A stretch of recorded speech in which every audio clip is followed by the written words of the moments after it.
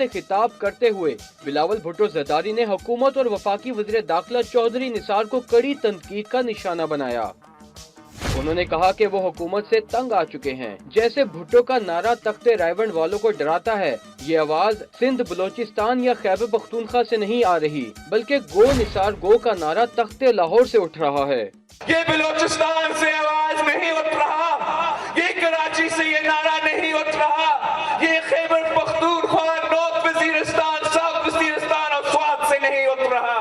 गो निसार गो का नारा तख्ते लाहौर से उठ रहा है। बिलावल भुट्टो जरदारी ने कहा कि हुकूमत अवाम को तालीम, सेहत और दीगर बुनियादी सहूलियात देने में नाकाम हो चुकी है। अगर वज़ीर आज़म नवाज शरीफ ने 27 दिसंबर तक मुतालबा तस्लीम न किए तो ये नारा गो निसार गो से गो नवाज गो हो जाएगा।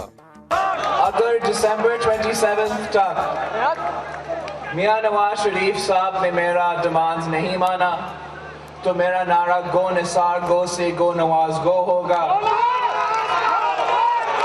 चेयरमैन पीपल्स पार्टी ने कहा कि उनकी वालदा को शहीद कर दिया गया।